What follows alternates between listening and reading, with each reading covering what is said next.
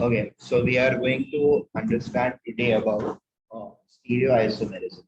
ठीक है, stereoisomerism का मतलब क्या होता है? Isomerism which is because of difference in three dimensional attachment. ठीक है, अभी तक के जो भी हम लोगों ने देखे थे, they were all structural isomerism because the atoms were shifting their positions in the molecule. It was initially attached with some atom, किसी दूसरे वाले स्ट्रक्चर में वो कहीं और जा करके अटैच होता है. ठीक है, यहाँ पर क्या होता है? The atoms are going to be attached to the same atom. ठीक है, only their positions are going to differ, only their three dimensional positions are going to differ. What I mean is three dimensional difference होने का मतलब क्या है? Carbon जो होते हैं हमारे, they are all tetrahedral, right? We have tetrahedral carbon. I hope we know what is tetrahedral carbon, Umang.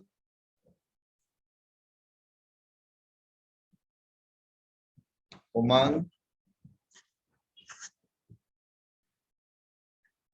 Tetrahedral carbon क्या होता है पता है ना? उमंग.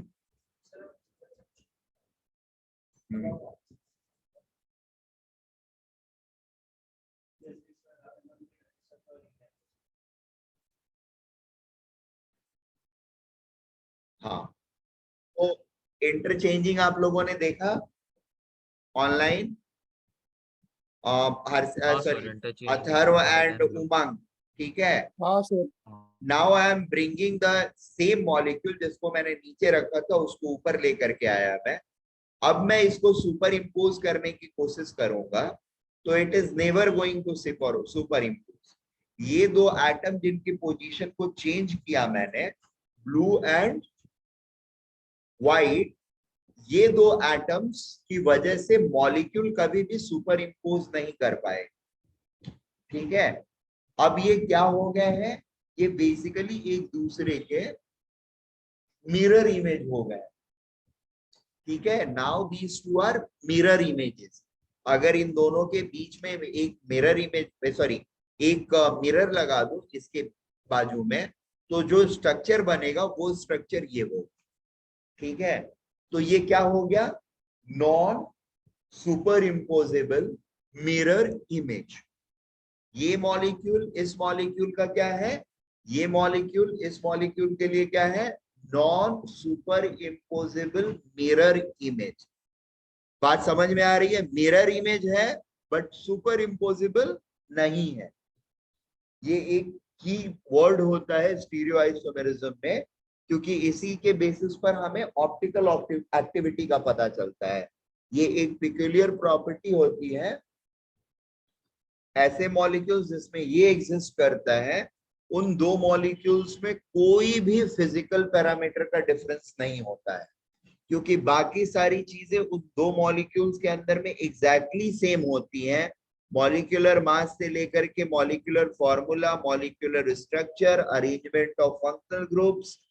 तो देयर इज इनफैक्ट एक स्ट्रक्चरल बल्क लेवल पे structural pattern, everything is same, therefore all the physical properties are going to be same except one thing. ठीक है, वो होता है optical rotation of plane polarised light. अब प्लेन पोलराइज्ड लाइट क्या होता है ये भी मैं एक्सप्लेन करूंगा थोड़े टाइम बाद इन कोर्स ऑफ डिस्कशन, या इसको थोड़े टाइम के लिए मैं रहने दूंगा. एक्चुअली आपका थर्मोडायनेमिक्स लेने के बाद ये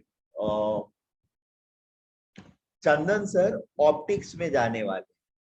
ठीक है, नहीं, हाँ, थर्मोडायनेमिक्स में वापस नहीं, उसमें एक चैप्टर सिर्फ पढ़ाना है उनको, बाकी सारे चैप्टर्स हो गए हैं. हाँ, एक्सपेंशन, हाँ, हीट एंड एक्सपेंशन जो है बस वो वाला चैप्टर करेंगे, एंड ट्रांसफर ऑफ हीट फिर वो इलेक्ट्रोस्टैटिक करंट इलेक्ट्रिसिटी के साथ करेंगे.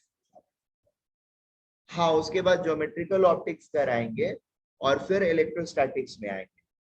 अच्छा नहीं, पोलराइजेशन वो बाद में लेंगे, क्योंकि पहले वो ऑप्टिक्स कराएंगे, सॉरी, इलेक्ट्रोस्टैटिक्स कराएंगे, फिर मैग्नेटिज्म एंड इलेक्ट्रोमैग्नेटिज्म, EMI, फिर उसके बाद EM वेव्स कराएंगे और फिर ऑप्टिक्स में आएंगे। तो थोड़ा टाइम लगेगा, तब तक के लिए पोलराइज लाइट क्या होगा मैं बता दूं, ठीक है। कैसे बनता है नहीं बनता है वो सारी चीजें वहां पर वो एक्सप्लेन करेंगे। पोलराइज्ड लाइट का मतलब ये होता है बेसिकली कि वो सिर्फ एक प्लेन में जाता है, ठीक है। 3 डायमेंशनल प्लेन के बदले उनके सारे वाइब्रेशंस होंगे सिर्फ एक प्लेन में, और उसका जिस प्लेन में रहता है, जैसे वो मान लो इस प्लेन में जा रहा है, तो ये ऑप्टिकली एक्टिव मॉलिक्यूल्स क्या करते हैं, उस प्लेन पोलराइज्ड लाइट के प्लेन को रोटेट कर देते हैं, ठीक है। जैसे वो इस ओरिएंटेशन में जा रहा था, इस प्लेन में सारे वाइब्रेशंस लेकर के जा रहा था, जब ऐसे मॉलिक्यूल्स के साथ इंटरेक्ट करता है तो उसकी पोलैरिटी जो होती है वो लाइट, हाँ, एक प्लेन में। अब लाइट तो हमेशा एक ही प्लेन में जाता है, ठीक है। लाइट की एक प्रॉपर्टी होती है वाइब्रेशनल प्रॉपर्टी, ठीक है। उसके वाइब्रेशन एक्चुअली 3 डायमेंशनली होते रहते हैं। Electric field and magnetic field का simultaneous vibration that takes place in all 3 dimension simultaneous. मतलब इस पॉइंट पर देखेंगे तो इस तरफ इस तरफ इस तरफ इस तरफ 360 डिग्री पूरा होते रहता है, ठीक है। वैसे लाइट को पहले पोलराइज किया जाता है, यानी सारे वाइब्रेशन को एक सिंगल प्लेन में लाया जाता है, ठीक है। एक सिंगल प्लेन में जब आ जाता है, उसके बाद उसको अगर इस तरह के ऑप्टिकली एक्टिव मॉलिक्यूल से हम पास कराएंगे, तो ये अगर इस प्लेन पोलराइज्ड लाइट को राइट साइड में टिल्ट करेगा, तो ये दूसरा वाला जो इसका बंधु है ये इसको लेफ्ट साइड में करेगा, रिवर्स साइड में करेंगे। हाँ, ये दोनों पेयर में रहते हैं, एक का दूसरा भाई रहेगा ही रहेगा, दे ऑल आर जुड़वा, ठीक है। एक को राइट पोलराइजिंग बोलेंगे, D devo rotatory, dextro rotatory, and दूसरे को बोलते हैं L laevo rotatory, LEAVO rotatory, left rotatory and right rotatory. हाँ, अब इसकी कुछ और भी चीजें होती है, तो सिर्फ यही एक डिफरेंस इन दोनों भाई बंधुओं में होता है। इसके अलावा मेजॉरिटी ऑफ जो हमारे पास ऑप्टिकल आइसोमर्स है उनके अंदर कोई भी डिस्क्रिपेंसी या डिफरेंसेस नहीं रहेंगे। There is no other parameter on which we can differentiate them.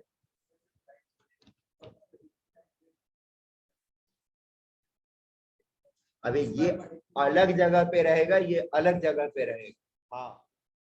इससे ये बनेगा कैसे, आपस में नहीं बन सकते, बनेगा तो इधर ये बनेगा या ये बनेगा। अच्छा, ये बनेगा भी, ऐसा नहीं है कि नहीं बनेगा, दोनों एक ही सैंपल में बन सकते हैं। ये हम डिस्कस करेंगे जब हम अल्कीन डिस्कस कर रहे होंगे। नहीं, बन सकते हैं और रह भी सकते हैं। एक कॉमन मॉलिक्यूल से एक टाइप का एडिशन होएगा और वहां पर ये दोनों बन जाएंगे। अगर बन गए और इक्वल क्वांटिटी में है तो वैसा मिक्सचर लाइट को किसी भी तरफ पोलराइज नहीं करेगा, क्योंकि एक लेफ्ट करेगा दूसरा राइट को करेगा मॉलिक्यूल, और दोनों के काउंट सेम है, इसलिए फिर से लाइट फाइनली जब निकलेगा तो it will be plane polarise in a 0 degree plane, original plane में ही वो निकलेगा फिर, ठीक है। अगर इसका प्योर सैंपल हम लेते हैं सिर्फ, तो वो अगर राइट करता है तो ये लेफ्ट करे, अगर ये राइट करता है तो दूसरा वाला लेफ्ट करे। कौन कैसे करेगा ये हम लोग जस्ट मॉलिक्यूल को देख करके नहीं बता सकते, ये हमेशा एक्सपेरिमेंट से पता चलता है। ये बात समझ में आ गई, ठीक है। ये काम हम क्या करते हैं, सिर्फ और सिर्फ कौन राइट कर रहा है कौन लेफ्ट कर रहा है ये कैसे हमको पता चलेगा, सिर्फ और सिर्फ एक्सपेरिमेंट से पता चलेगा। यानी एक्सपेरिमेंट करके आपको बता दिया गया है कि ये डी कर है तो ये एल है। अच्छा, इनका डी और एल जो होता है डेक्स्ट्रो एंड लेबोरेटरी, वो स्मॉल डी और स्मॉल एल होता है, small D and small L, ठीक है। यहां पर एक और नोटेशन होता है that is called capital D and ये कैपिटल एल, वो डिफरेंट होता है, वो हम फिजिकली पता करते हैं। ठीक है, फिजिकली कैसे पता करते हैं?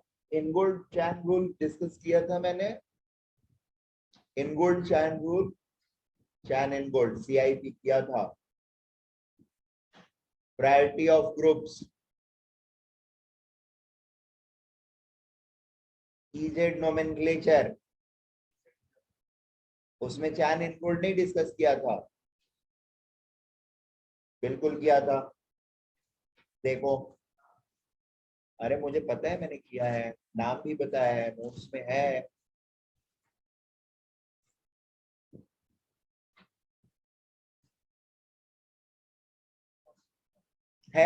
लिखा हुआ है CIP रूल।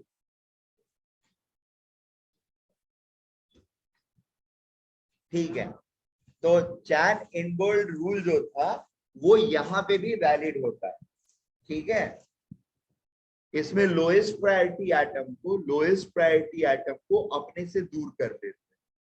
ठीक है, जनरली हाइड्रोजन होता है लोएस्ट प्रायोरिटी, और टॉप आप लोग के लिए ये कॉन्फ़िगरेशन में रहेगा, ऑनलाइन जो देख रहे हैं आपकी तरफ हाइड्रोजन,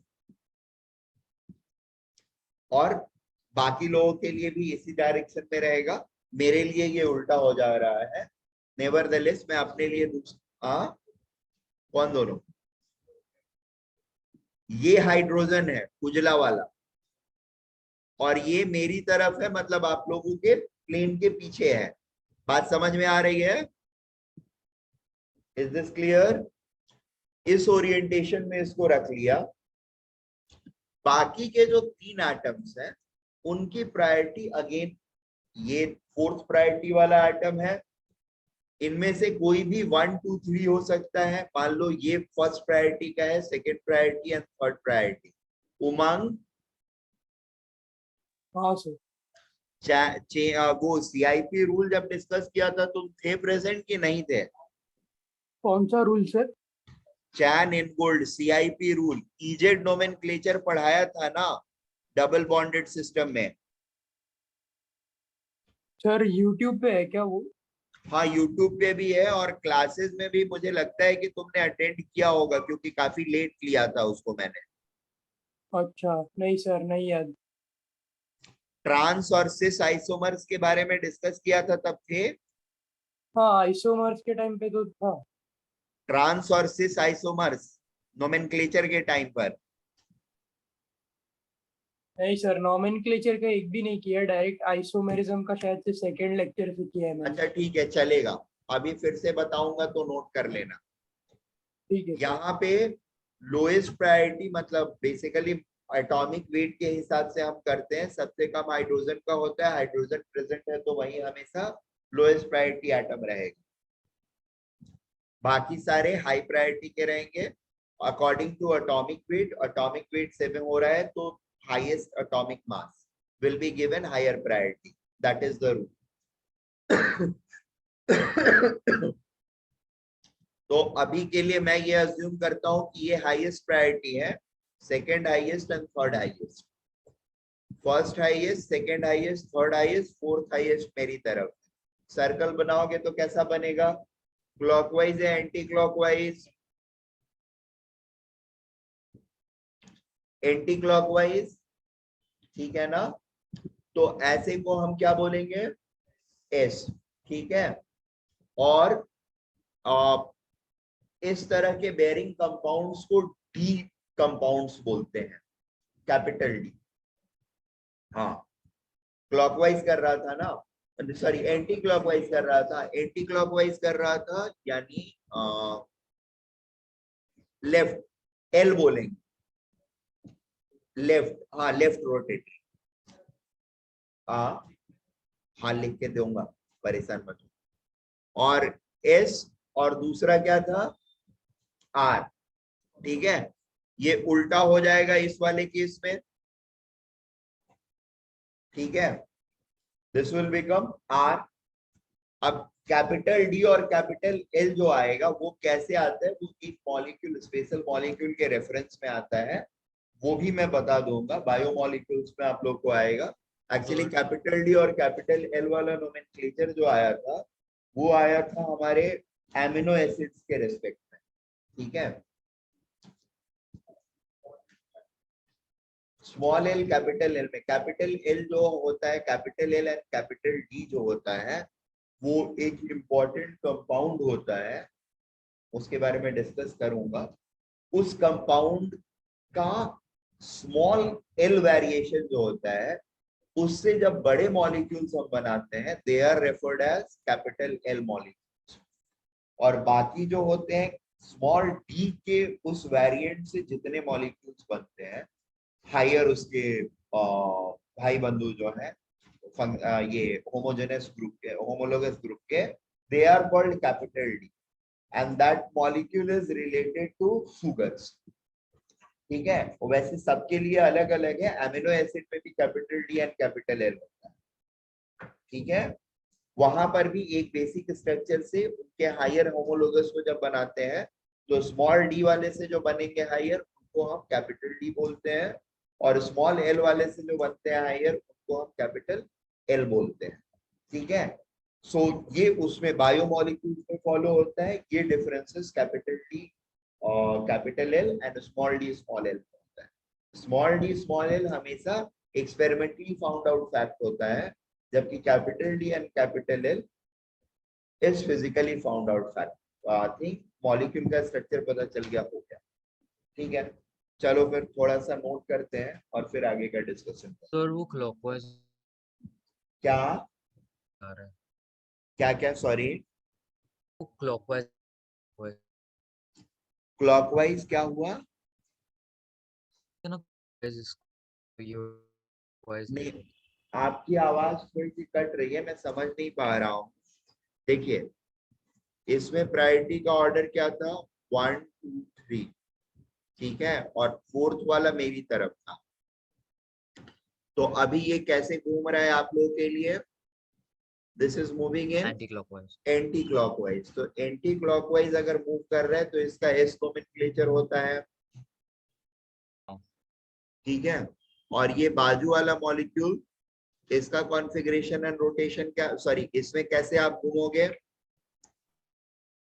1 2 3 है, तो अभी ऐसे घूमने लगोगे, हाँ दिस इज क्लॉकवाइज।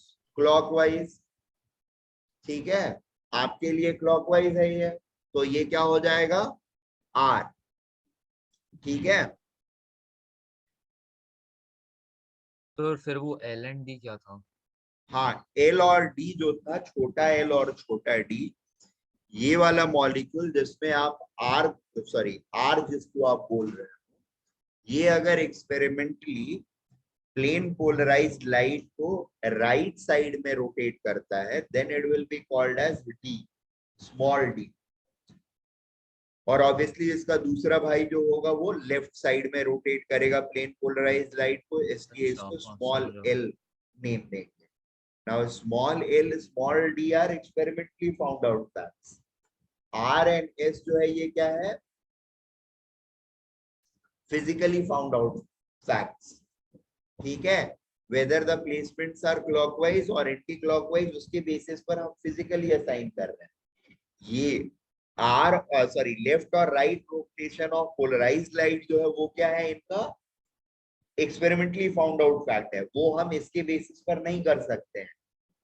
अगर एक्सीडेंटली मैच कर रहा है तो that's a accident only, you can not claim it to be right all the time, ठीक है। केबी पोए में एक इस तरह का रॉन्ग क्वेश्चन पूछा जाता, पूछ लिया था मैं, रॉन्ग नहीं बट ठीक है, इंफॉर्मेशन बेस्ड, उसमें चीजें उल्टी हो जा रही हैं। कौन है?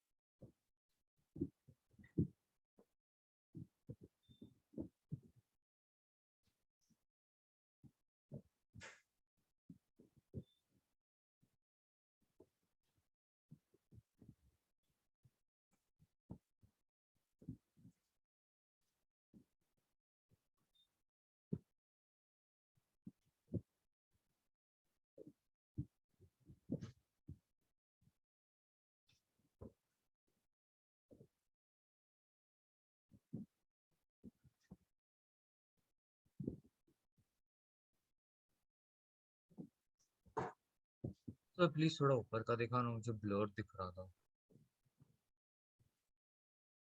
हम्म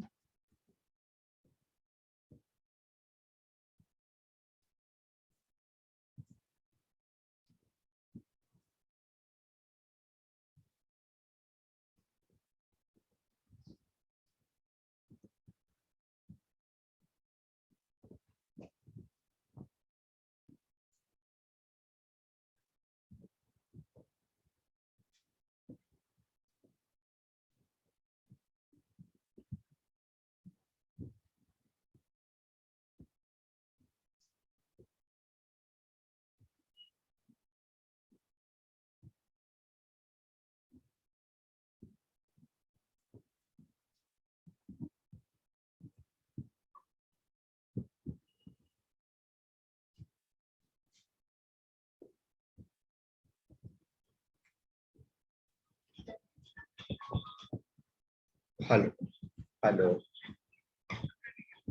नहीं नहीं बोले sir.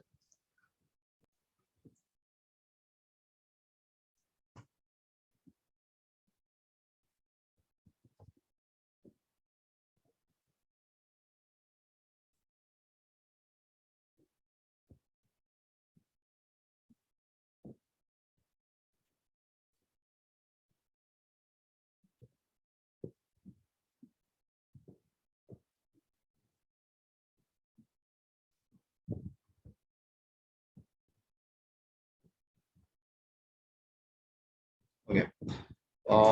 From one form to other form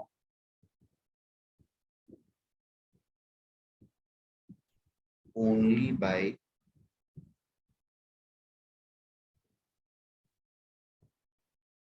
breaking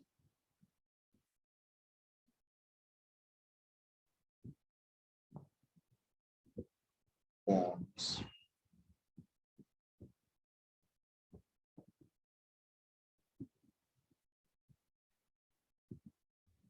Okay.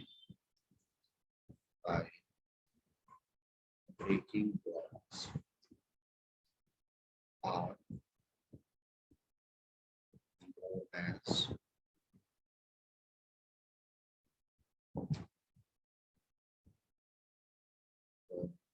configurational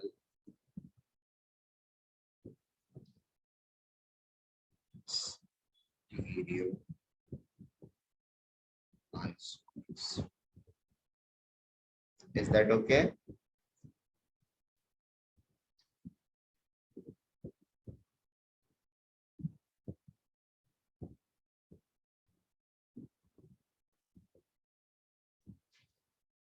Can I go to next page? एक second. Yes, sir.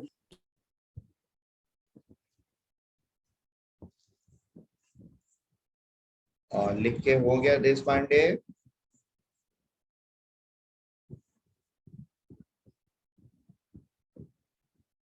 देश Pandey,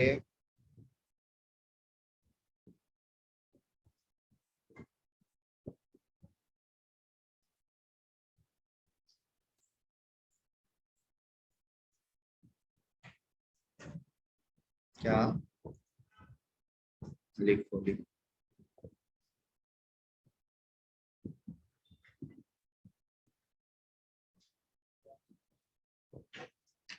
By breaking bonds are known as configurational isomers. अच्छा ये लेफ्ट चला गया है क्या?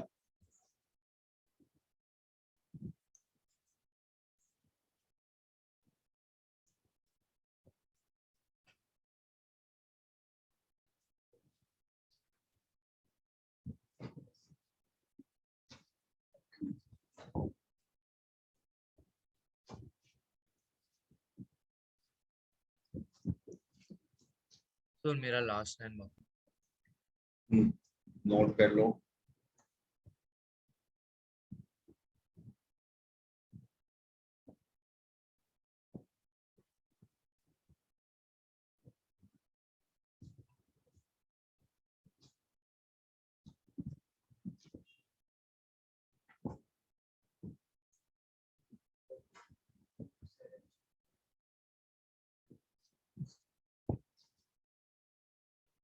हो गया? सर बट ये कन्वर्ट क्या आपने बोल बोला रहे हो? था कि नहीं होता है ना कन्वर्ट। अरे यार, हाँ, खुद से कन्वर्ट नहीं होते हैं। अगर हमको कन्वर्ट करना है एक फॉर्म से दूसरे फॉर्म में, तो हमको बॉन्ड ब्रेक करके ही कन्वर्ट करना पड़ेगा। Are you getting this point?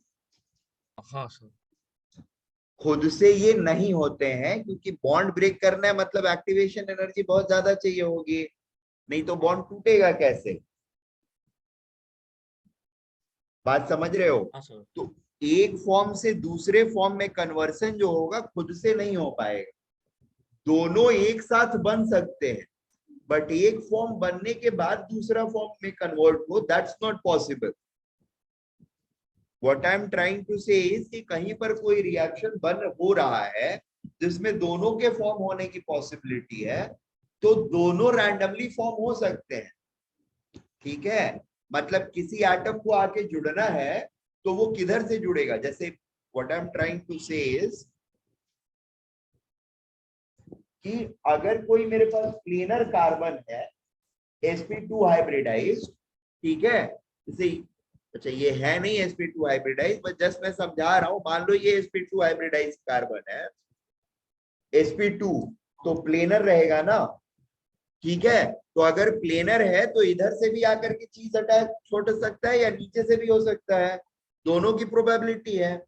लेकिन अटैच एक ही तरफ से होएगा, दोनों तरफ से साइमल्टेनियसली नहीं होएगा। नंबर वन, अगर इधर से अटैच हो गया बाय एनी चांस, तो उसके बाद इसका ब्रेक होकर के फिर से इधर से आके अटैच होना, दैट इज ऑलमोस्ट इम्पॉसिबल। जब अटैच हो रहा है तब उसके पास ऑप्शन होता है कि वो ऊपर से अटैच करे या नीचे से अटैच करे, बट एक बार अटैचमेंट हो गया उसके बाद ब्रेक करके ये वापस से इधर से आके अटैच नहीं हो सकता है, क्योंकि ब्रेकिंग बॉन्ड एनर्जी काफी हाई होगी। यानी एक फॉर्म अगर बन गया तो उससे दूसरा फॉर्म नहीं बना सकते हो, लेकिन क्या दोनों एक साथ बन सकते हैं? हाँ, दोनों एक साथ बन सकते हैं।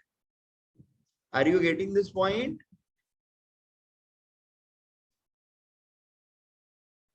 देश पांडे, मॉस हो।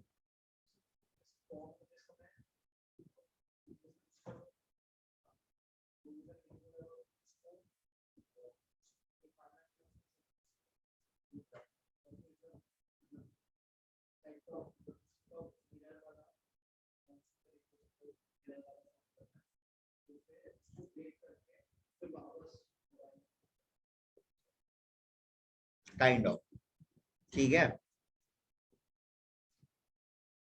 Good.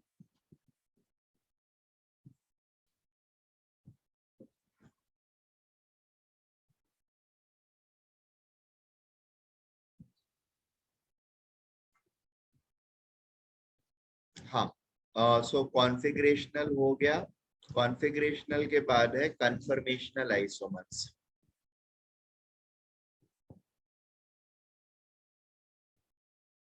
Type 2 is conformational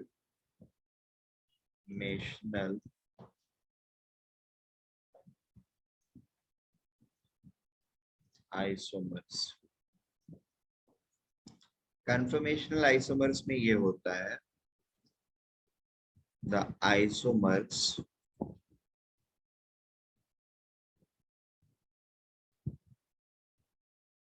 that are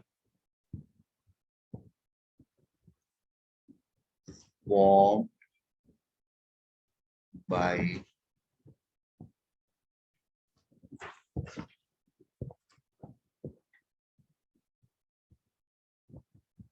rotation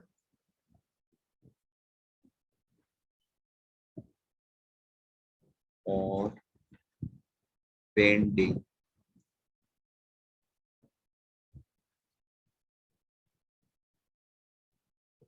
of single bond.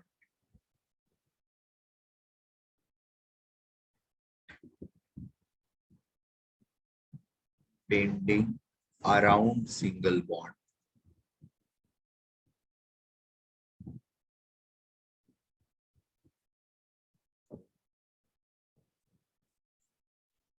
Single bond. क्या बोल रहे हो? अरे बेंडिंग होएगा तो बता देंगे।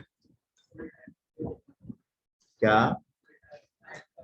थोड़े टाइम नहीं, वो होएगा, बता दो। अभी रोटेशन क्या बताया था क्या? हाँ, कन्फर्मर्स बताया था, एनर्जी बैरियर शुरू में ही बताया था, राइट? ठीक है ना? तो यहाँ पर कन्फर्मेशनल आइसोमर्स बता रहा हूँ, उसके नीचे कन्फर्मर्स भी बता रहा हूँ। बेसिकली कन्फर्मर्स में क्या होता है कि एनर्जी बैरियर कम होता है तो ऑटो रोटेशन होता रहे, ठीक है। आइसोमर तब बनता है जब दोनों के बीच में बैरियर क्रिएट, यानी खुद से रोटेट होकर के ना बनता रहे, स्पॉन्टेनियस रोटेशन नहीं होना चाहिए। रिपेल करती है तो एक एक्टिवेशन एनर्जी क्रिएट होगा which is called as barrier. हाँ बिल्कुल, ये दोनों रीजंस होते हैं और इन दोनों की वजह से there is going to be a significant amount of energy barrier between two structure. जब एनर्जी बैरियर होगा तो उनको कन्फर्मेशनल आइसोमर्स बोलेंगे। अगर बैरियर नहीं है, विदाउट बैरियर रूम टेम्परेचर पर ऑटो ट्रांसफॉर्मेशन हो रहा है बाय रोटेशन, तो उन स्ट्रक्चर्स को हम लोग कन्फर्मेशनल आइसोमर्स नहीं बोलते हैं, सिर्फ कन्फर्मर्स बोलते हैं, ठीक है। That's the basic difference between the, बाकी दोनों ही रोटेशन की वजह से ही होता है। Is that okay Atharva and Umang? I think isomers की शुरुआत में फर्स्ट वाले लेक्चर में इसके रिगार्डिंग मैंने डिस्कस किया था।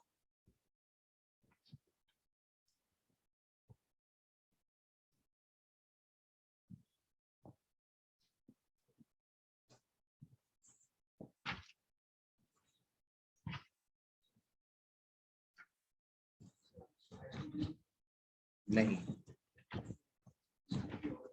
हाँ बहुत, ये थोड़ा लंबा part,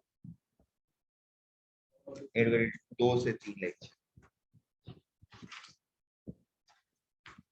1 minute.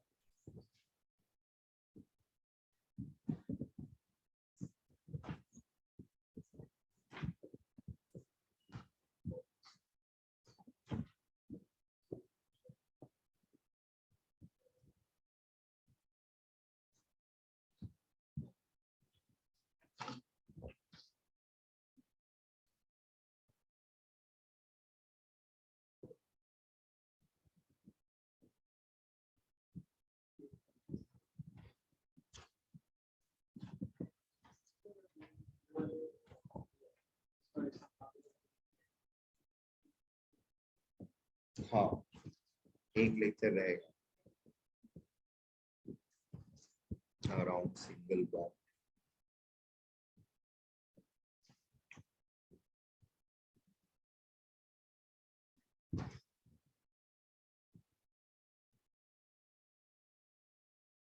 having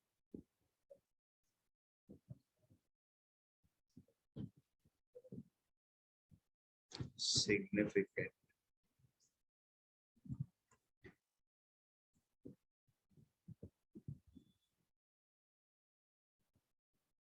energy back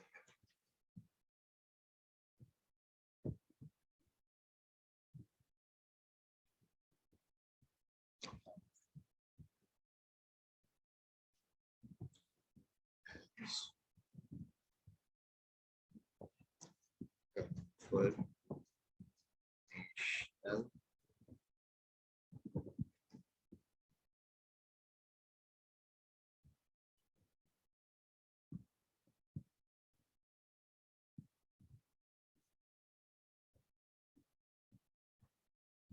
isomers.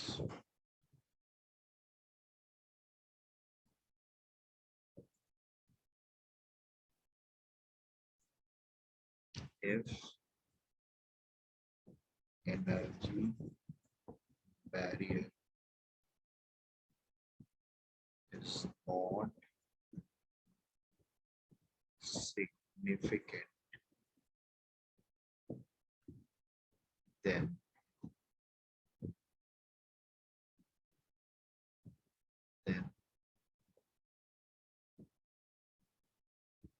structures may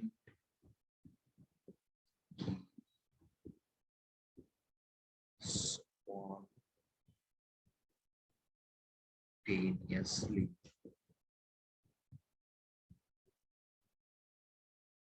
changing from one other and such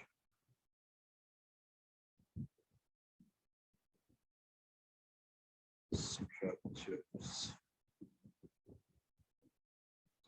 are known as conformers.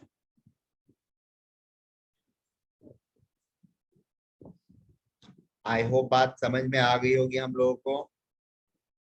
Conformational isomer and conformers. So basically conformational isomers जो होते हैं they are subset of conformers. ठीक है, सारे different rotations जो try कर सकते हैं दे ऑल आर कन्फर्मर्स। जिनके बीच में सिग्निफिकेंट एनर्जी बैरियर होगा उनको आइसोमर्स बोलेंगे। अगर नहीं है तो कोई बात नहीं, तब तो कन्फर्मर्स है ही, वो आपस में आ सकते हैं। Is this clear to Atharva and to Umang? Yes sir. So वो लास्ट मंथ वाली यस सर। हाँ, लास्ट लाइन मतलब ऊपर का लास्ट लाइन। नहीं नहीं ये वाला। हाँ तो इसको अभी नहीं नीचे कर।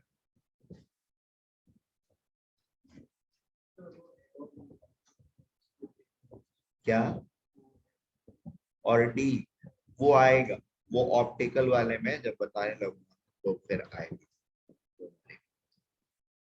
Okay, now next thing is stereo isomers में पहला हुआ कॉन्फ़िगरेशनल, तो आप दूसरा ऐसा कोई एग्जांपल दो ना जो कन्फर्मर है और कोई आइसोमर है।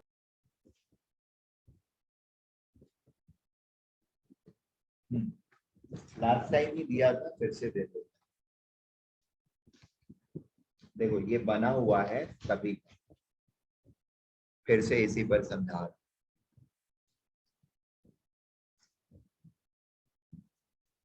जो मॉलिक्यूल रखा है क्या, देखिए ये जो स्ट्रक्चर बना हुआ है ना, जो अभी हम लोगों ने जिस पर ऑप्टिकल आइसोमेरिज्म देखा, ठीक है, इसको अगर मैं थोड़ा रोटेट कर दूं तो पिछले वाले के कंपैरिजन में क्या है, ये डिफरेंट है, ठीक है।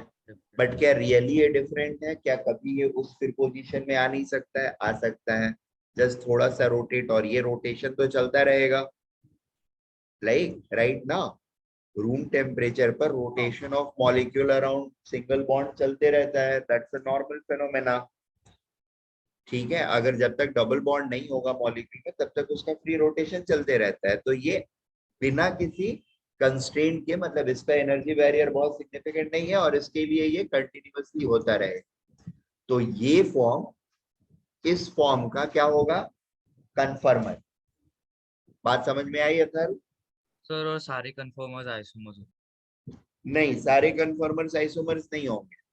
अभी आ रहा हूं दूसरे एग्जांपल, थोड़ा सब्र करो। अब देखो, ये भी एक स्ट्रक्चर है, रिंग स्ट्रक्चर है, इसमें एटम्स नहीं लगे हुए, थोड़े एटम्स लगाने पड़ेंगे, नहीं तो समझ में नहीं आएगा। तो थोड़े से एटम मैं जोड़ देता हूँ तुम लोग के सामने।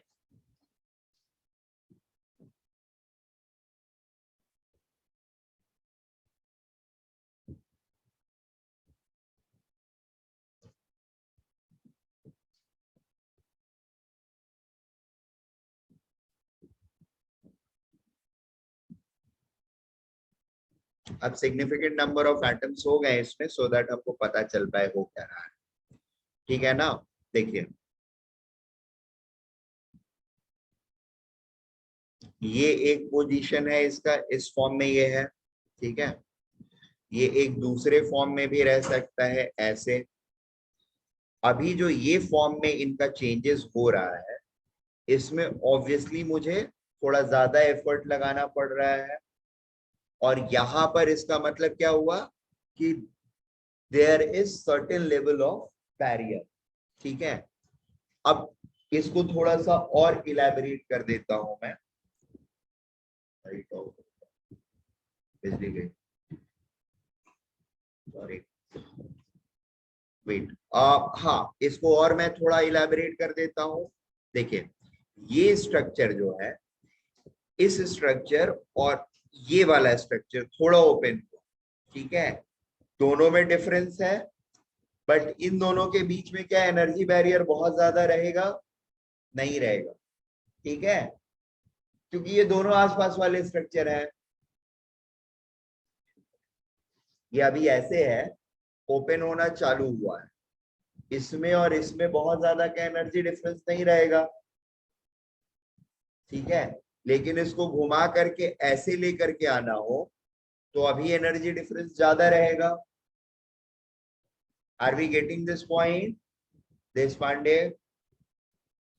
हाँ देखिए, जब ये खुलना चालू हो रहा है, ये अभी बंद है, मतलब इस तरीके बंद नहीं है, ये दोनों एटम्स क्लोज है। जब ये जस्ट स्टार्ट करेंगे दूर जाना, इसमें और पिछले वाले कॉन्फ़िगरेशन में डिफरेंस बहुत कम है, कन्फर्मेशंस में डिफरेंस बहुत कम है, ठीक है। तो ये वाला जब ये दोनों एकदम टच कर रहे हैं और थोड़ा सा ओपन है, इन दोनों के बीच में एनर्जी गैप काफी कम होएगा। खुल रहे हैं थोड़ा सा या बिना खुले हुए पोजीशन के बीच में एनर्जी डिफरेंस कम रहेगा, ठीक है। ये दोनों क्या होंगे? Conformers, only conformers. ये वाला जब पूरी तरह से ऊपर चला गया, इस पोजीशन में आ गया, जब ये नीचे है और ये ऊपर आ गया, ये करने में मुझे सिग्निफिकेंट अमाउंट ऑफ एनर्जी देनी पड़ेगी। There is a significant barrier. ये दोनों क्या है? कन्फर्मर्स तो है ही, but they are conformational isomers. They are conformational isomers क्योंकि सिग्निफिकेंट बैरियर है। हाँ, ऑटो ये नहीं हो सकते हैं रूम टेम्परेचर, मुझे एलिवेट करना होगा टेम्परेचर को, तब ये इधर से इधर जाएगा। बॉन्ड ब्रेक नहीं हो रहा है, सिंगल बॉन्ड के अराउंड रोटेशन ही हो रही है, ठीक है। बट ये खुद से यहां नहीं जाएगा। There is significant barrier. You need to provide some energy so that this rotation can be facilitated. ये वाला पोजीशन और ये वाला पोजीशन, ये तीनों कन्फर्मर्स, बट ये वाला पोजीशन इस वाले पोजीशन के रेस्पेक्ट में कन्फर्मेशनल आइसोमर भी. So conformational isomer is a set of conformers. All conformers are not conformational isomers, but all conformational isomers are two different conformers for definite. Conformers का मतलब होता है different orientation of the same molecule. ठीक है? Different orientation of same molecule is known as conformers. It's not degeneration. Degeneration is something different. Degeneration का मतलब होता है नहीं, degeneration का मतलब होता है equal energy orbitals. उनके बीच में जब इलेक्ट्रॉन्स का मूवमेंट होता है we call degeneration. Equal energy orbitals में जब इलेक्ट्रॉन्स का मूवमेंट होता है that is called degeneracy or degeneration. ठीक है? यहाँ पर it's two different, I mean same structure which is changing into the other, ठीक है, by just rotation about single bond. अब वहां पर एनर्जी बैरियर कितना है, कम है या ज्यादा है? अगर कम है तो कन्फर्मर्स, अगर ज्यादा है तो कन्फर्मर्स भी, but special category conformational isomers, they will be termed as conformational isomers. नहीं, वो बाद में आएगा, आएगा आएगा, वेट करो.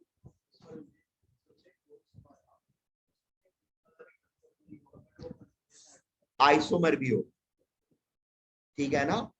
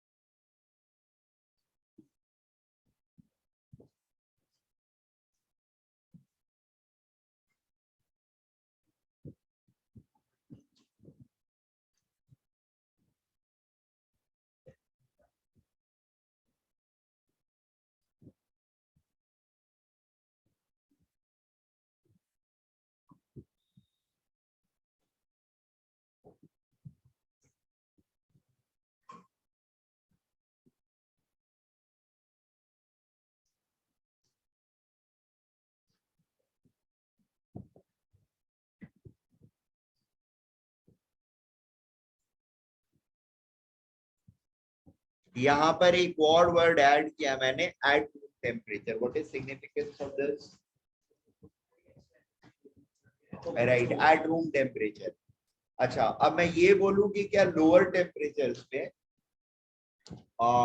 इज इट पॉसिबल कि कुछ और कन्फर्मर्स जो है वो कन्फर्मेशनल आइसोमर्स बन जाए लोअर टेम्परेचर पे? Yes, it is possible. हाँ, टेम्परेचर को और कम करेंगे तो उन इन छोटे रोटेशंस के लिए भी जो काइनेटिक एनर्जी चाहिए थी, रोटेशनल काइनेटिक एनर्जी, शायद वो सप्लाई ना हो पाए. तो जहां पर नहीं सप्लाई हो पाएगी then you will have to assist it. जैसे ही असिस्टेंस आएगा it will become conformational isomer. Right, if temperature is going to be reduced. Are we getting this point? Deshpande? हाँ sir. Cool. We can go ahead. अच्छा हाँ यार,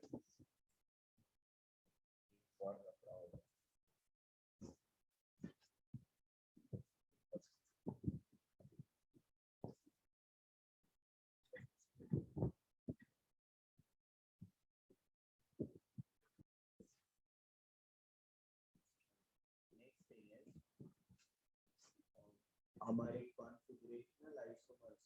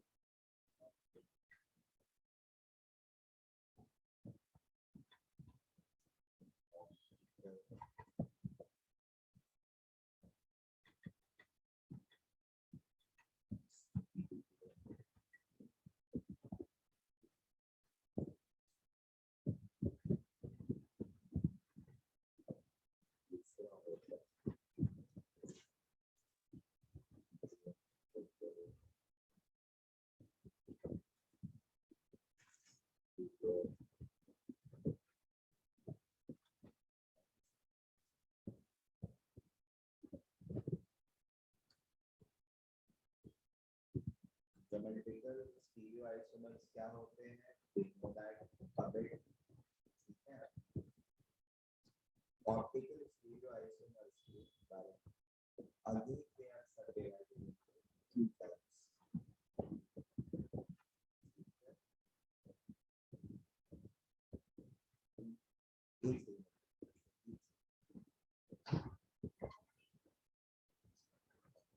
This is optical stereoisomer.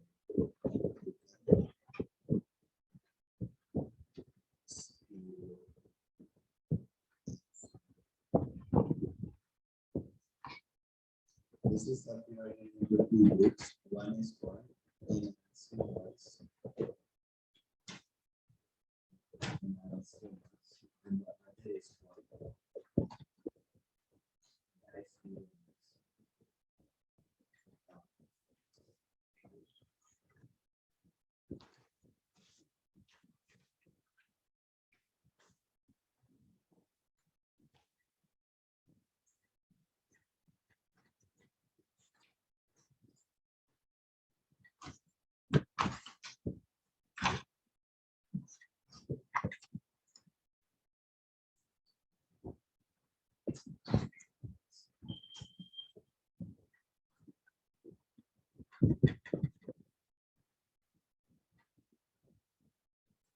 Diastereomers. ठीक है, जो मैंने D and L आप लोगों को बताया, left rotatory and right rotatory, ठीक है, they are called enantiomers. Small d hyphen करके नाम लिखते हैं और small l are types of enantiomers. ठीक है, और अब मुझे एक और टेक्निकल टर्म डिस्कस करना पड़ेगा, that is called carrying type. ठीक है, क्या हुआ? CHIRA शुरू में लिखा था ना वर्ड कॉन्फ़िगरेशनल. हाँ, कायरल सेंटर्स क्या होते हैं? So chiral centre is something जो कि मुझे एक्सप्लेन करना होगा आपको. So we have to wait for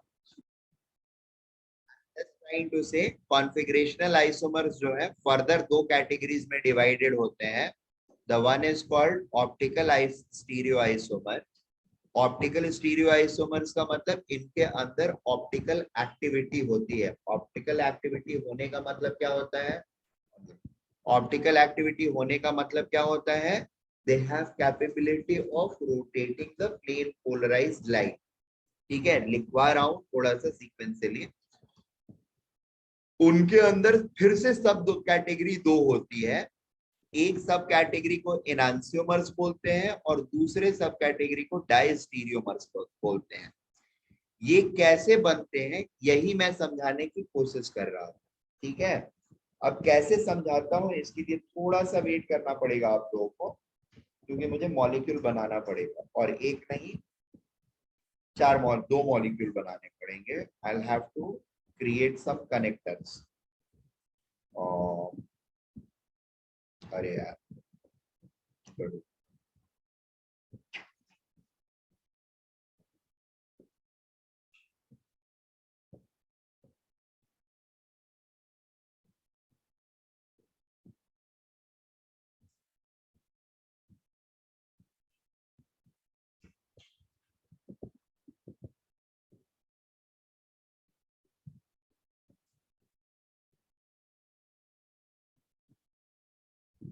थोड़ा सा सोचना भी पड़ेगा बनाने टाइम. स्टार बीटी अटैच नहीं कर सकता.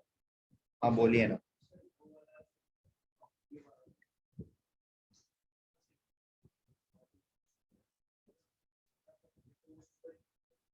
क्या क्या कैसे सीधा कर दोगे? ऐसे. हाँ हाँ, सुपर इम्पोजिबल कहाँ है? अबे ये नीचे की तरफ है, इसमें ऊपर की तरफ है ना.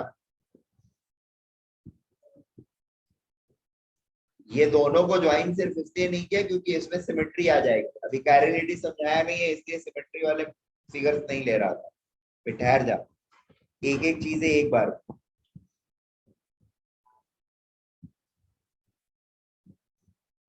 there is a reason for everything, therefore I am being cautious. और ये अभी क्लियर होगा तो होगा, नहीं तो होगा भी नहीं, ये भी समझ, इसलिए थोड़े से सिंसियर रहना।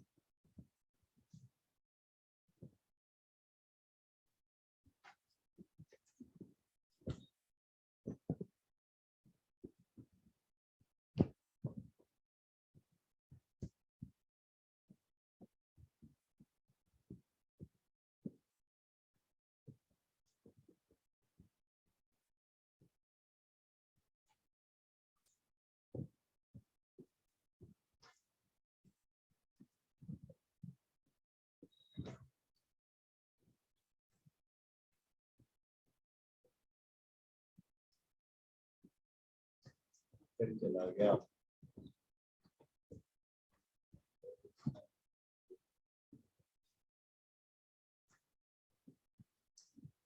फिर बताया।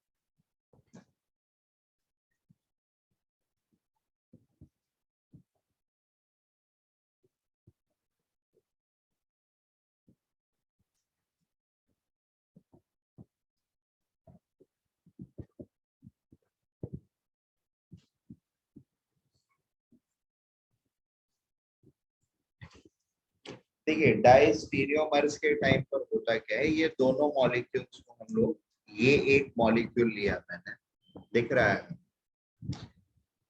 अच्छा सबसे पहले अब ये सब समझाने के पहले जब ये दिखा ही रहा हूँ मॉडल, तो I will let you know what do we mean by chiral. ठीक है, कायरल का मतलब क्या होता है? कायरल का मतलब होता है asymmetric, which is not symmetric. ठीक है, anything which is not symmetric is known as chiral, and anything which is symmetric is known as achiral. So there are two words, namely chiral and achiral. Chiral and achiral. ACHIRAL. Chiral बोलते हैं, किरल भी बोलते हैं इसको, अलग अलग लोग किरल नहीं बोलते हैं, किरल बोलते हैं या कायरल बोलते हैं। अलग अलग लोग इसको अलग अलग तरीके से प्रोनाउंस कर देते हैं। कायरल का मतलब होता है ओ symmetric, anything which is not symmetric is chiral, and achiral का मतलब होता है सिमेट्रिक। ठीक है, तो अभी कार्बन एटम के केस में being a tetrahedral species, they are considered to be chiral if all the four groups attached to the carbon atoms are different. ठीक है, if it is not so, then carbon center will become achiral, that is symmetric. If all the atoms joined to a carbon are not different, then that carbon will become achiral. Achiral matlab symmetric. Any carbon atom with which all the four groups which are attached to it by a single bond are not different. चारों hydrogen हो गए या at least दो भी hydrogen हो गए तो symmetry खत्म हो जाएगी। ठीक, सॉरी सिमेट्री खत्म हो जाएगी, सिमेट्री आ जाएगी। हाँ, प्लेनर सिमेट्री आ जाती।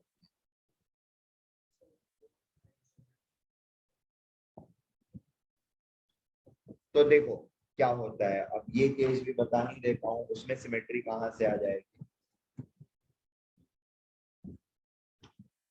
तो रुकिए, ये एक मेजर पॉइंट होता है हमारी सोच का। सो allow me some time to explain it.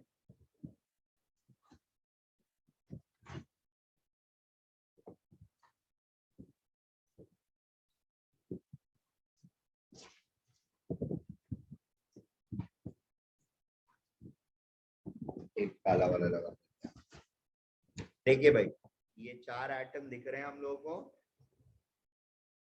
बीच वाले कार्बन से लगे हुए। Yes sir. इसमें सिमेट्री है कि नहीं है? है। कैसी सिमेट्री है देखिए, पन्ना मैं एक प्लेस कर रहा हूँ, page, and you guys will come to realize it. This is my mirror. Mirror image हुआ, सिमेट्रिक हो गया, तो फिर खत्म कहानी, सॉरी सिमेट्री आ जाएगी। I am placing this mirror in between these two molecules passing through the center of third molecule. Are these two halves exactly the mirror image as well as superimposable to each other? ऐसे यहां से मैं mirror डालता हूं तो ये दोनों एक दूसरे के ऊपर वाला पार्ट नीचे वाले पार्ट का मिरर इमेज हो जाएगा। हाँ हो जाएगा ना, तो प्लेन ऑफ सिमेट्री एग्जिस्ट कर गई। It is symmetrical about this plane. Is it clear to everyone? So the moment any two atoms on a tetrahedral atom is going to be same, there will exist a plane of symmetry or a symmetry element. ठीक है, अभी इसके बाद chirality जब बता लिया sir तो यहाँ पे तो सिमेट्री का प्लेन था, वो तो थ्रू द ग्रीन वाला बॉल होगा। थ्रू द ग्रीन एंड ये दो ब्लैक एटम्स के थ्रू। सर आपका आवाज एकदम कम हो गया। हाँ मैंने बोला कि इस बार सिमेट्री जो है हमारी, that is through this middle of this green and black atom जो आपकी तरफ पॉइंट कर रहे हैं and passing through the middle of this base carbon. हाँ हाँ या समझ। फिर ये ब्लैक एटम को हटा देता हूं मैं, I put another colour atom, maybe a yellow or something else. Okay, I can put this, पता नहीं कौन सा कलर है, I'm not good at colors. Okay, ओए कलर चेंज सर आपका आवाज बीच में ही कम हो रहा है। खराब हो गया है। हाँ क्या बोल रहे हो? सर आपका आवाज बीच में ही कम हो जाता है तो सुनाई नहीं देता। अच्छा अभी सुनाई दे रहा है ना? हाँ सर, पर बीच में ही वो आप एक्सप्लेन करते हो तो कम ही हो कोई जाता बात पूरा। नहीं है, अभी अभी सुन लो तो एक बार फिर से बोल दिया करो, मैं फिर से एक्सप्लेन कर दूंगा, उसमें क्या है, जब आवाज आने लगती है तो फिर से बोल दिया करो।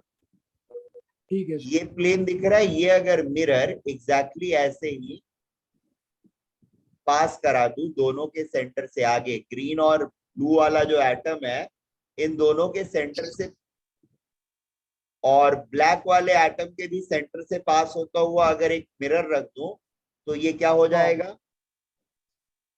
सिमेट्रिकल हो जाएगा या नहीं होगा? हो जाएगा ना? सिमेट्रिकल हो जाएगा। Very good. तो जैसे ही सिमेट्रिकल हो गया, इसकी कायरलिटी जो है असिमेट्रिसिटी वो खत्म हो गई। Is that okay? तो अगर सिंगल एटम है कायरल, सिंगल कायरल सेंटर है, सॉरी हाँ सिंगल कायरल सेंटर अगर मॉलिक्यूल में है तब तो कोई इश्यू नहीं है। एक इशू और आएगी जो अभी थोड़ी देर बाद मैं डिस्कस करूँ, ठीक है? अभी मैं डायस्टीरियोमर्स पर आ जाता हूँ।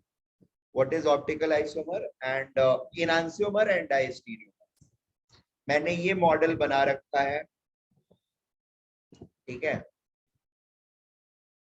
ये क्या है, एक दूसरे के मिरर इमेज है। यहां से अगर देखोगे तो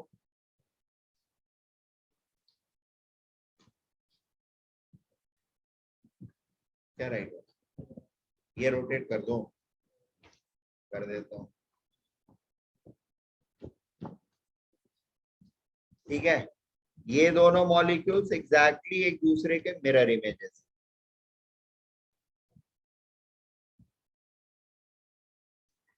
is it okay?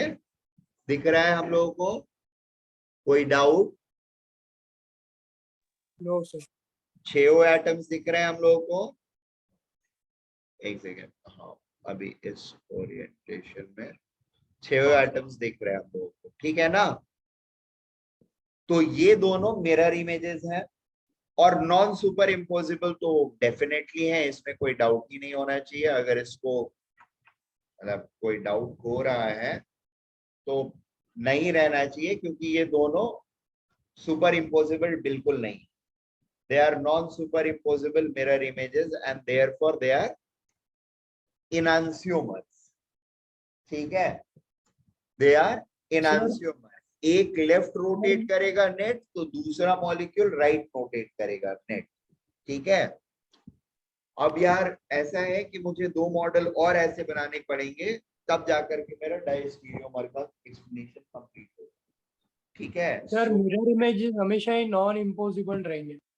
Non super imposable होना मैंडेटरी हाँ नॉन। है, राइट, बिल्कुल बिल्कुल, उसके बगैर काम नहीं चलेगा हमारा। So just a minute, hold with me.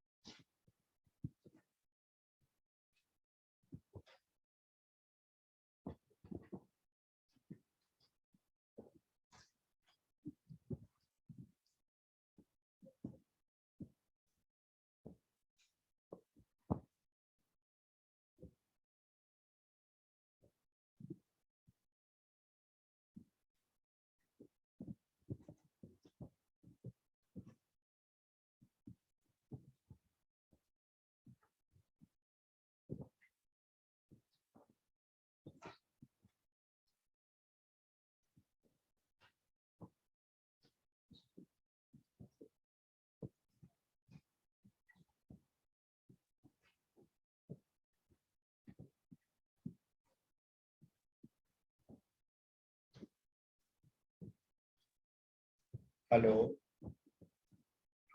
हाँ sir, named so because they are optically active. Why they are called optical isomers? Because they are optically active. ठीक है ना? So optical isomers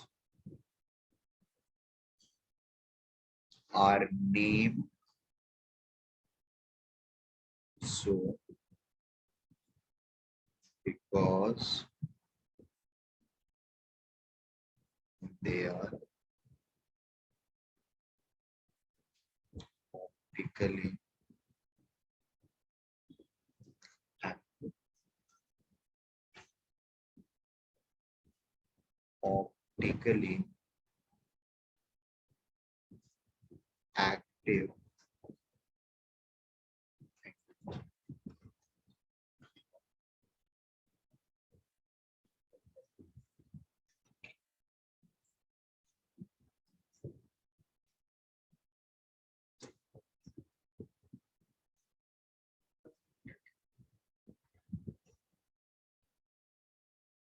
optically active being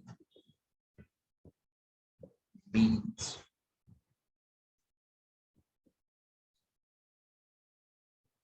a molecule is able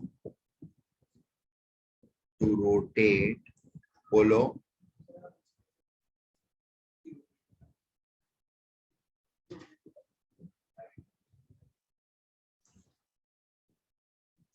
light भी rotate नहीं होता है, उसका plane खाली rotate. ठहरो, अब आ रहा हूं उस पर। Means a molecule is able to rotate plane of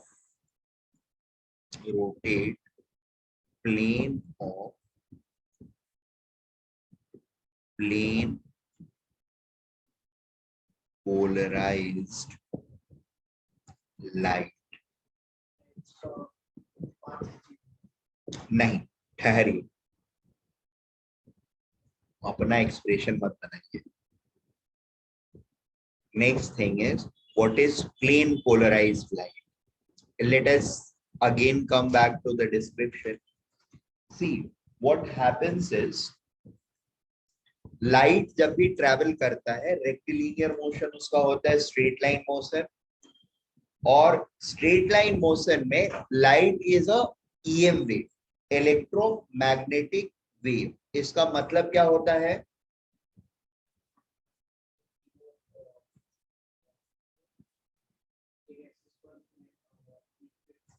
हाँ हाँ, तीसरे पर उसका मोशन जा रहा होता है, राइट ना?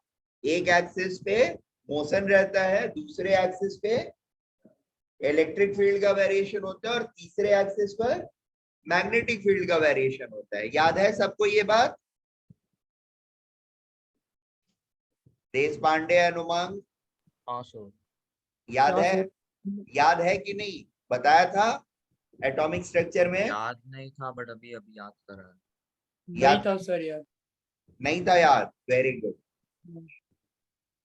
हाँ, अभी वेव में पढ़ा होगा, मैंने उसी समय बताया था कि how does it looks. It's actually perpendicular planes में electromagnetic and electric wave and magnetic wave का सुपर इम्पोजिशन जाता है, और उससे वो परपेंडिकुलर। तब जब मैंने बताया था, तब सिर्फ बेसिक आइडिया आपको दे दिया था कि ये इस प्लेन में जाएगा, इलेक्ट्रिक अगर इस प्लेन में जा रहा है तो मैग्नेटिक इस वाले प्लेन में जाएगा, और मेरा मोशन इस प्लेन में हो। ठीक है? अब मुझे या दुनिया में किसी को भी ये थोड़ी पता चल सकता है कि यही वाले प्लेन में सिर्फ उसका मैग्नेटिक या इलेक्ट्रिक फील्ड जा रहा है। इनफैक्ट नहीं जाता है। ठीक है? It always happens that the electric and magnetic fields are in every, जैसे इसको अगर मैं रोटेट करता हूं ऐसे, तो every possible 90 डिग्री वाला जो ये है कॉम्बिनेशन, उस सब में इलेक्ट्रिक और मैग्नेटिक फील्ड का वेरिएशन हो रहा होता है साइमल्टेनियसली 360। हाँ, there are infinite planes जिसमें 360 और at 90 degree electric and magnetic fields का वेरिएशन नॉर्मल लाइट में हो रहा होता है।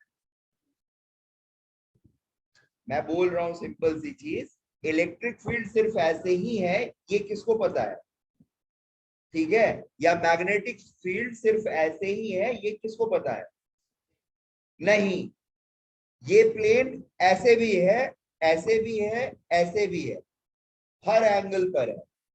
ठीक है, the only thing is they are always perpendicular to each other, but they can be rotated or are rotated with respect to each other at 360 degree, पूरा 0 से लेकर के 360 पर रोटेटेड रहता है।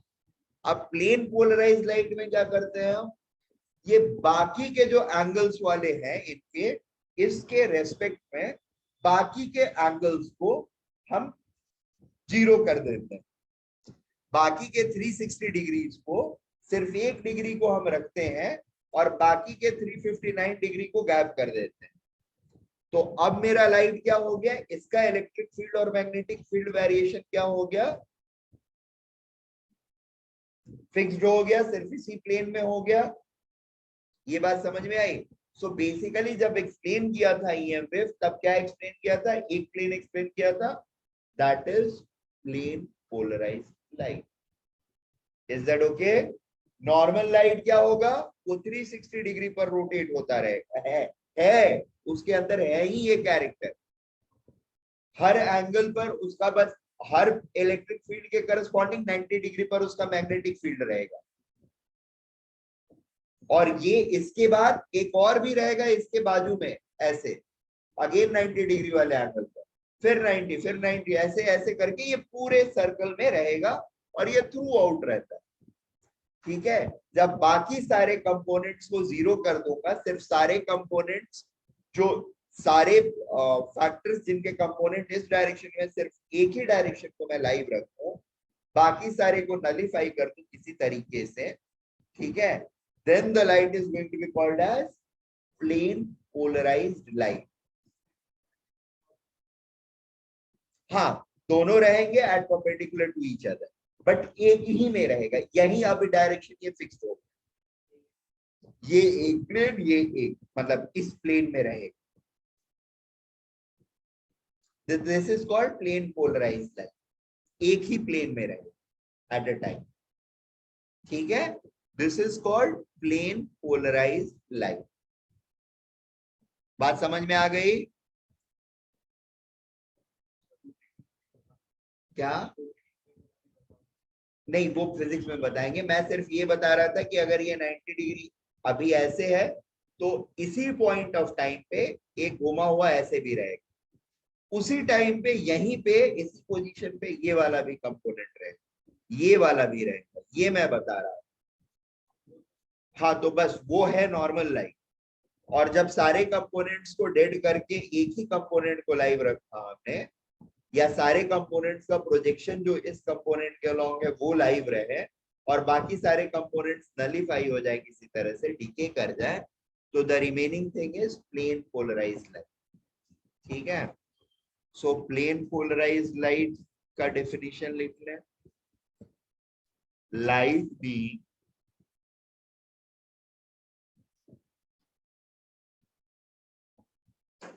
being electromagnetic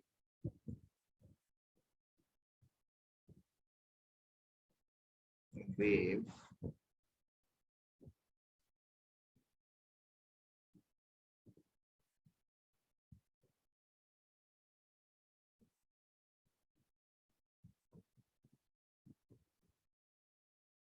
propagates through space via variations in electrical field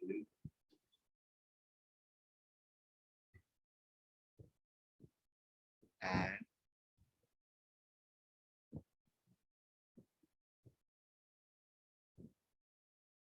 magnetic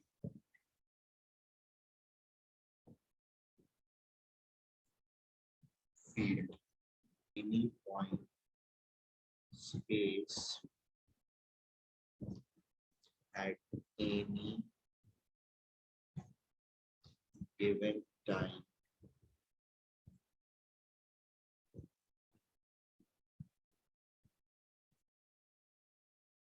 the light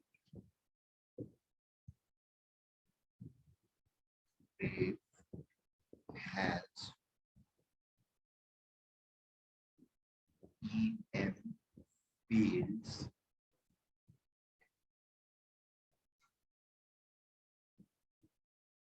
oriented around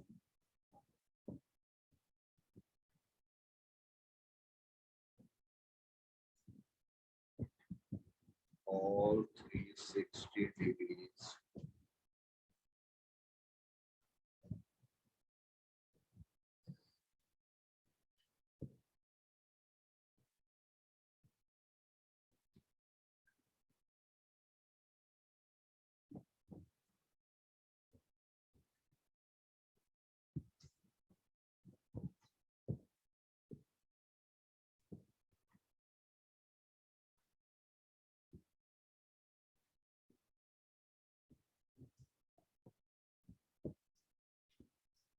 Light wave has EM fields oriented around all 360 degrees.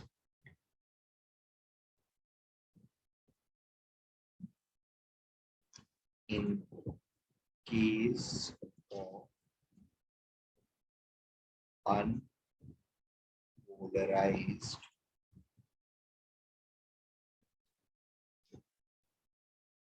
normal unpolarized, that is normal light wave.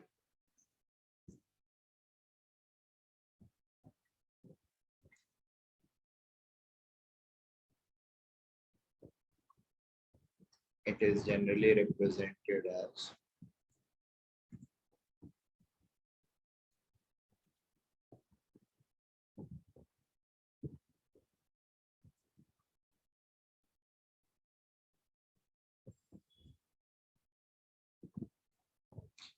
Unpolarise light जो होता है ना, उसको हम लोग ऐसे एक circle बना देते हैं, ठीक है, और इसमें बहुत सारे ऐसे रे वाले डायमीटर्स। बात समझा? This is representation of unpolarised और नॉन पोलराइज्ड EM वेव। इसका अलग किधर जाएगा? ऐसे थोड़ा भरा हुआ दिखना चाहिए। Therefore, I am doing this exercise. ठीक है? Simultaneously, हर प्लेन में electromagnetic and electric wave and magnetic waves का वेरिएशंस हो रहा है। This is representation of normal unpolarised light. अब क्या होता है, when we pass this light through a Polaroid,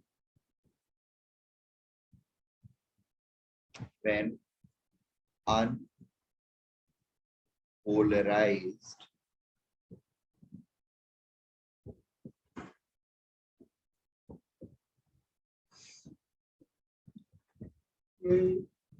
raised light is passed through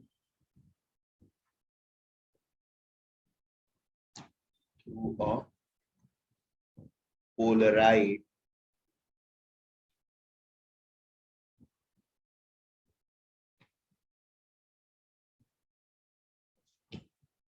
only one plane of EM field variation remains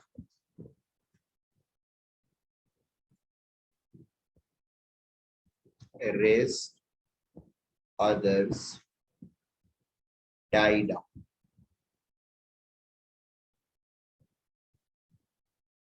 Thus, a plane polarized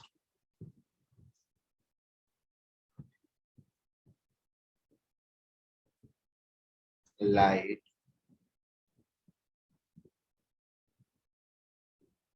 is represented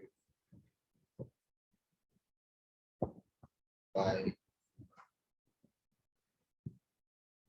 एक circle और इसमें सिर्फ एक ही diameter. This is plane polarised light. Is that okay? बाकी सारे components died out हो गए.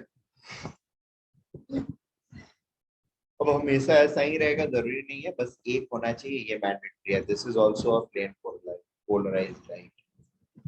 ठीक है, कोई भी एक ही डायरेक्शन में रहना चाहिए. That's important. ठीक है, so both of them are plane polarised light. अब ऑप्टिकल आइसोमर्स की कैरेक्टर्स क्या होते हैं? सो बेसिकली इस ट्रांसफॉर्मेशन को हम ऐसे रिप्रेजेंट करते हैं.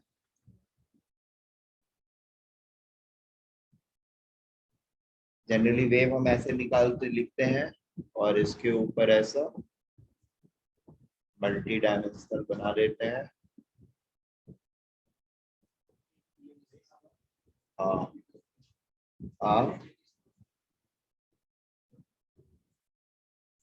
यहाँ है मेरा पोलराइड, इधर से जो EM वेव निकला दैट इज प्लेन पोलराइज्ड. ठीक है, अब मेरा ऑप्टिकली एक्टिव आइसोमर क्या करेगा?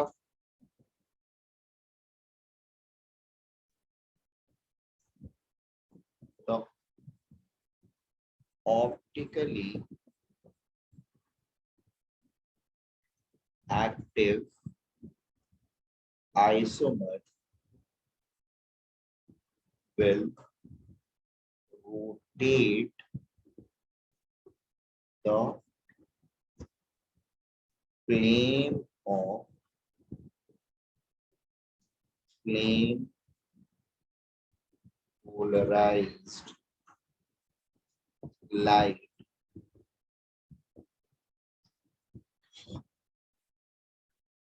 either towards right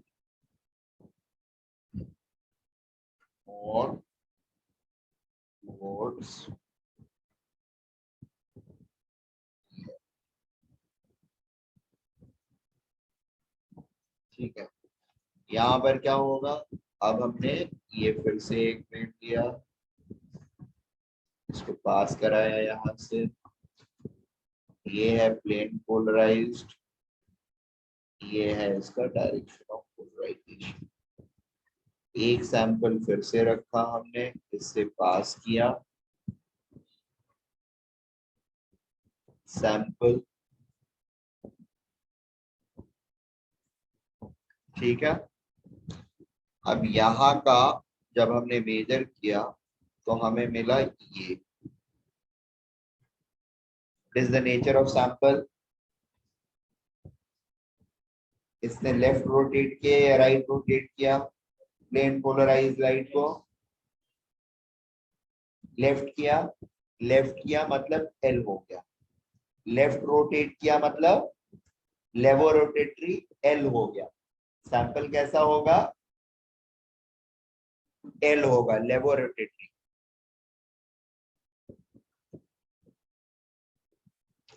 यहां पर लिख लो plane is rotated to left, thus labo rotatory. और इसी का दूसरा एग्जांपल भी ले लेता हूँ। एक दूसरा सैंपल ये है, ये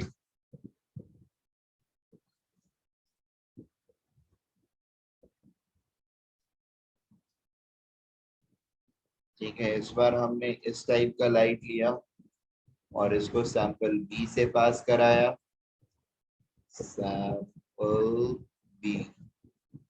अब मुझे जो इस साइड में निकला light wave, that happens to be suppose like this, like this, like this.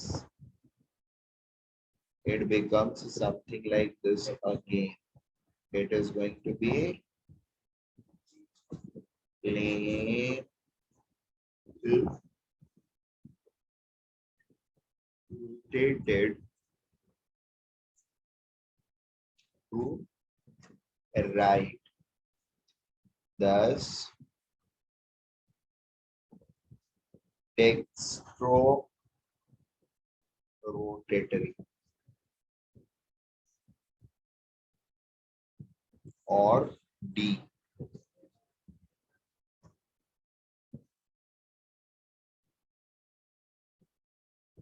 तो ऑप्टिकली एक्टिव नहीं है।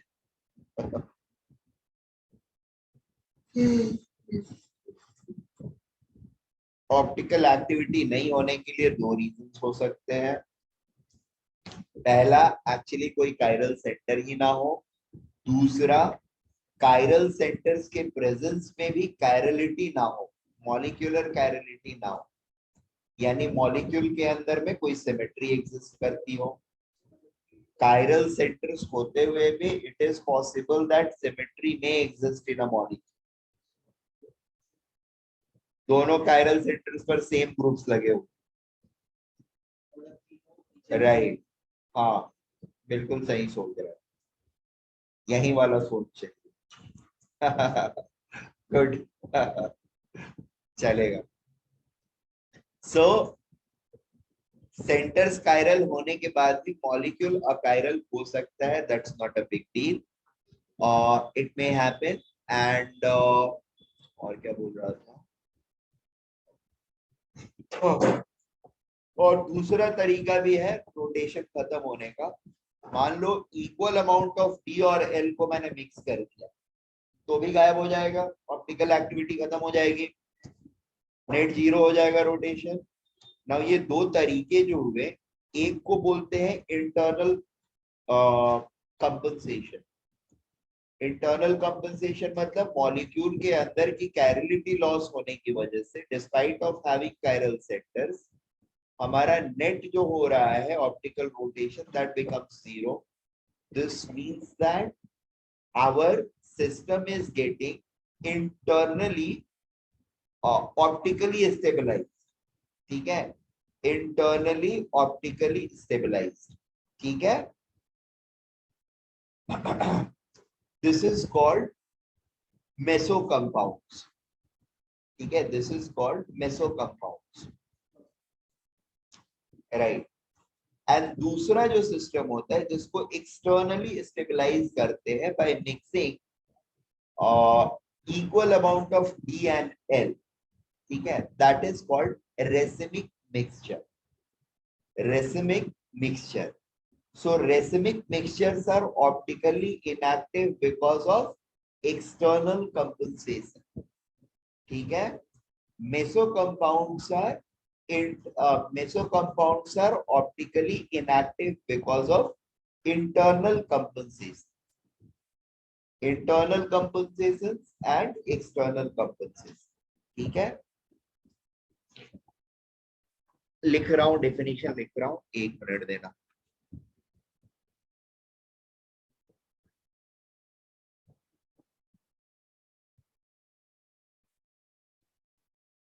If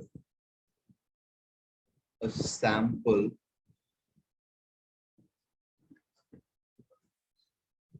does not rotate plane of PPL, that's called plane polarized light. This is PPL. plane polarized light PPL.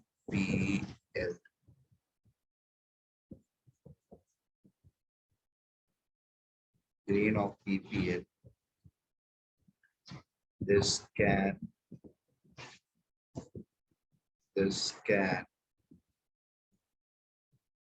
mean three things.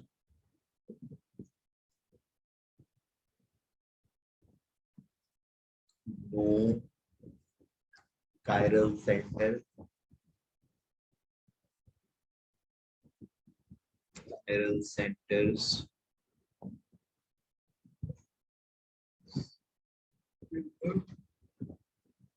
Molecule दूसरा चीज हो जाएगा no chiral centre के बाद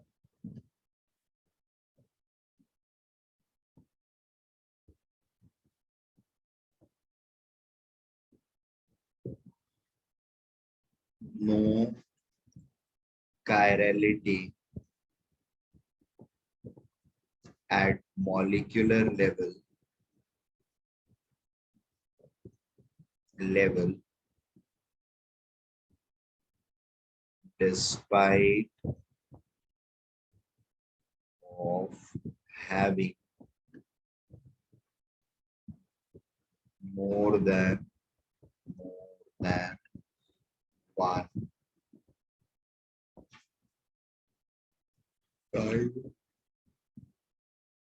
center. No chirality.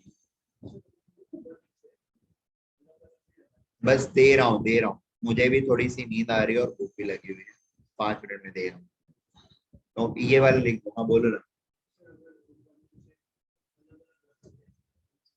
नहीं होगा तो फिर सिमेट्री नहीं रहेगा कैसे रहेगा तीनों अलग अलग लगा रहा है ना हाँ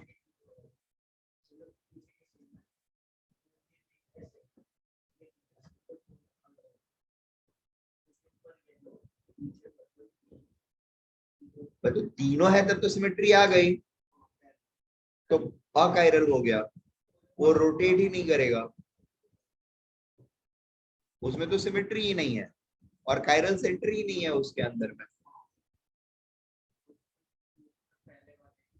ये पहला वाला केस हो गया दूसरा वाला केस वो ऐसे मॉलिक्यूल जिसमें पहले वाले कार्बन के ऊपर जो 3 एटम्स लगे हुए हैं वहीं 3 एटम्स नीचे के भी दूसरे कार्बन पे लगे हुए हैं मतलब इस वाले कार्बन पर ए बी सी लगे हुए हैं ए बी सी और इसके साथ कनेक्टेड दूसरा कार्बन जो यहाँ पर है यहाँ पर भी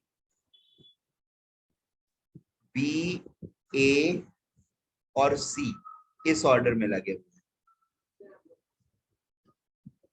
इज दैट ओके तो अभी अब क्या है कि यहाँ पर ऑर्डरिंग इसके ऑर्डरिंग से थोड़ी सी डिफरेंट है तो इसमें इंटरनल कंपनसेशन नहीं लेकिन ये इस तरह की ऑर्डरिंग अगर फॉलो करने लगता है बी ए सी और यहाँ पर भी लगभग सिमिलर ऑर्डर्स रहे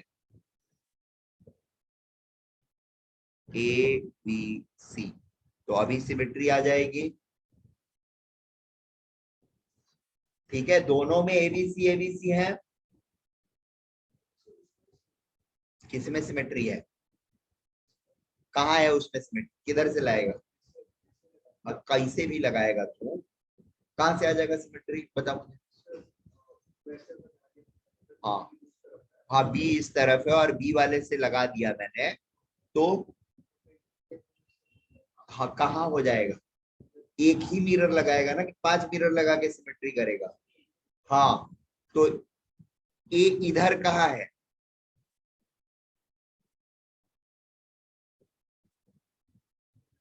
तो कैसे बोल रहे हैं अच्छा सी के थ्रू पास करा देता हूँ ठहर जा दोनों तरफ बी कैसे आ गया तुम्हारा भाई एक बी इधर है और नीचे वाले पर बी इधर है हाँ तो मिरर इमेज इसका मिरर इमेज कहाँ आएगा यहाँ पे आएगा ना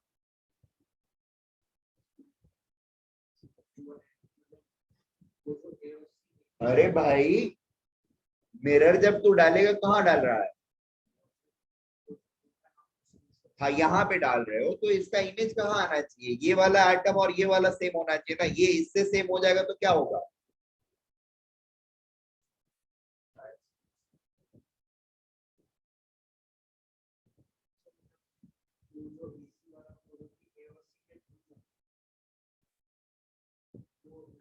ए और सी 90 डिग्री किसने बोल दिया? टेट्राहेड्रल है ना। हाँ तो फिर 180 कहाँ आ गया? हाँ तो फिर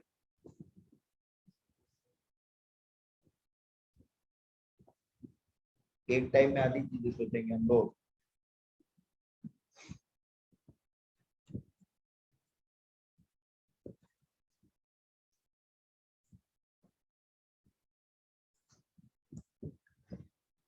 No chirality at molecular level despite of having more than one chiral center. ठीक है. Uh, this is referred as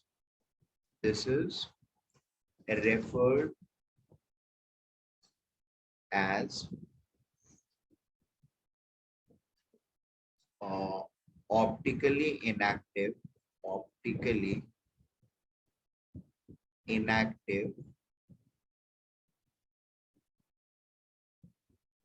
due to internal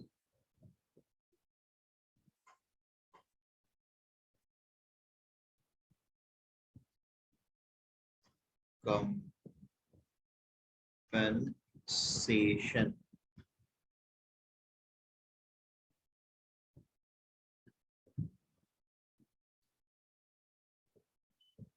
and named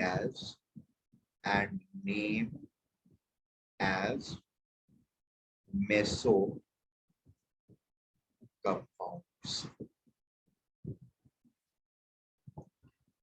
meso compound में क्या है? सॉरी, कायरल सेंटर्स है बट कंपाउंड कायरल नहीं, तो internal compensation से वो ऑप्टिकली इनएक्टिव हो गया. थर्ड जो रीजन होता है, if equal amount of D and L enantiomers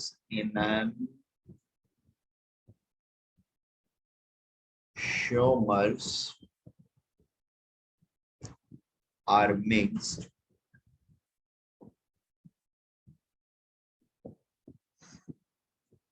then plane then this mixture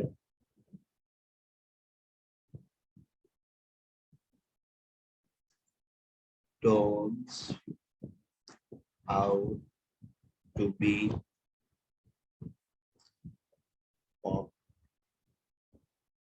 optically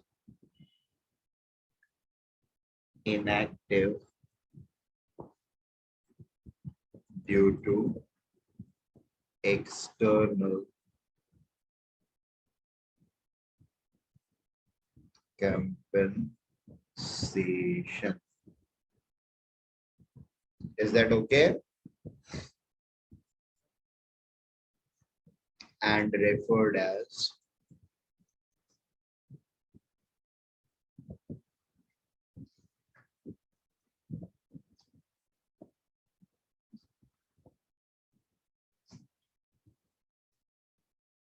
and referred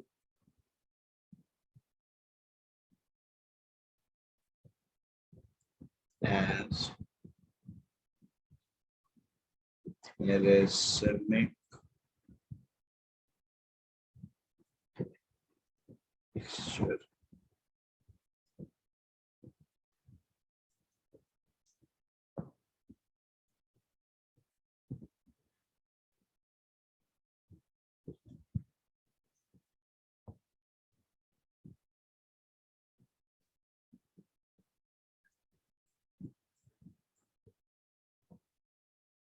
Is this okay? ठीक है, आज के लिए हम लोग यहीं पे रुक जाते हैं। नेक्स्ट लेक्चर में फिर इसके आगे मैं कराऊंगा। ऑप्टिकल एक्टिविटी पे ही थोड़ी सी चीजें और भी करानी है, उसके बाद फिर will get into the chiral calculations, इसके थोड़े से बताने होंगे आप लोग तो, एंड वो कहीं और भी यूज होएगा जब हम लोग काइनेटिक्स अभी थोड़े टाइम बाद करेंगे तो वहां पर यूज होएगा। So I will explain this over here itself. Sir इसका लेक्चर अब अभी अपलोड कर रहे हो?